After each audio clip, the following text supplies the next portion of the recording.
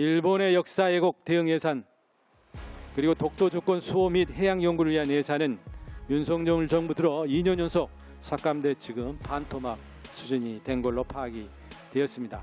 반면에 권력기관의 쌈짓돈으로 활용된다는 비판을 받아온 특수활동비 예산은 유사 특활비인 정보보안비를 증액시켜 전체로 5% 늘어난 2,792억 원 수준으로 편성되었습니다. 이에 대한 철저한 검증이 필요합니다.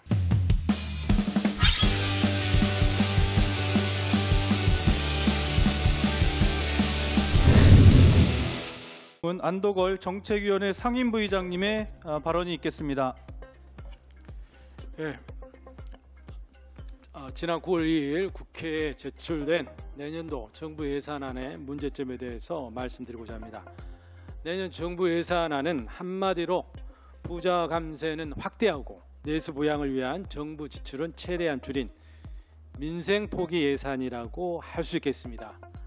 지출 측면을 보면은 총 지출 증가율은 3.2%입니다. 2년 연속 경제 성장률 전망치 5% 내보다 낮게 편성을 했기 때문에 재정을 통한 내수 부양의 책임을 사실상 방기했다 이렇게 보여집니다. 또 이마저도 법정 경비 등 의무 지출을 제한 재량 지출 증가율만 보면 0.8%에 그칩니다. 내년도 경제 둔화가 예상되고 있고 내수 침체가 고착화되는 상황에서 재정의 경기 대응 기능과 안정화 기능을 전혀 기대할 수 없는 수준이다라고 평가할 수 있겠습니다. 수입 측면을 보면은 내년 국세 수입은 382조 4천억 원으로 편성되어 있거든요. 금년 예산 기준 4.1% 증가한 수치인데 올해 예상되는 세수 결손 수정치가 20조에서 30조 내에 됩니다. 이것을 감안하면은 실제 10% 이상 증가한 규모다 이렇게 판단할 수 있습니다. 내년도 경제 상황이 좀 불확실하고 부자 감세가 지속되는 점을 감안한다면은 3년 연속 세수 결손이 발생될 수도 있는 상태다라고 말씀드릴 수 있겠습니다. 내년도 국가 채무는 81조 3천억 원 증가되는데요. 금년 증가폭보다 12조 2천억이 커지게 되는 셈입니다. 또한 무분별한 부자 감세 질주로 내년 국세 감면율은 15.9%까지 지속게 됩니다. 국가재정법에서 정한 법정 한도가 있습니다. 이를 최초로 3년 연속 어기게 되는 파행적 재정 운용의 신기록이 세워지게 됩니다. 2025년 예산안의 구성을 살펴보면 국민들의 어려운 생계를 해결하는 민생 예산은 크게 삭감되거나 매우 부족한 상태입니다. 무엇보다 내수 침체의 고착화를 타개하기 위한 소비 진작 효과가 크고 골목 상권에 돈이 돌게 하는 지역사랑 상품권 지원 예산은 3년 연속 정부안에 전혀 반영되지 않았습니다.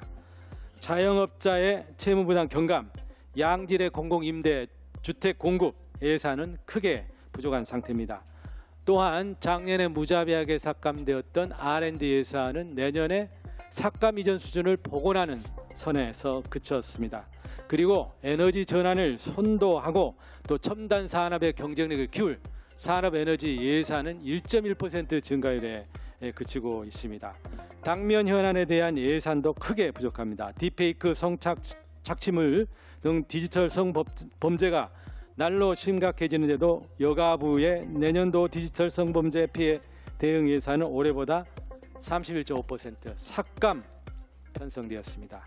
일본의 역사 왜곡 대응 예산, 그리고 독도 주권 수호 및 해양 연구를 위한 예산은 윤석열 정부 들어 2년 연속 삭감돼 지금 반토막 수준이 된 걸로 파악이 되었습니다. 반면에 권력기관의 쌈짓돈으로 활용된다는 비판을 받아온 특수활동비 예산은 유사 특활비인 정보보안비를 증액시켜 전체로 5% 늘어난 2,792억 원 수준으로 편성되었습니다. 이에 대한 철저한 검증이 필요합니다. 또한 내년도 예산안에는 윤석열 대통령이 퇴임 후 거주할 사저 경호시설 신축 예산이 11억 7천만 원 편성되었습니다. 총 사업비 규모가 140억 수준으로 알려져 있습니다. 문재인 전 대통령, 박근혜 전 대통령의 경호시설 총사업비가 67억 원입니다. 이에 2배가 넘는 수준입니다. 국민들에게는 긴축을 강요하는 상황에서 대의무 경호시설에 막대한 예산을 쓰는 것이 아닌지 철저한 검증이 필요할 것입니다. 정부의 부자 감세, 민생 포기 예산은 더불어민주당이 책임지고 국회 예산 심사 과정에서 확실히 제대로 바로잡도록 하겠습니다. 내년도 예산은 민생을 살리고 나라를 바로 세우고 청년들에게 희망을 키우는 예산이 되도록 최선의 노력을 다하겠습니다.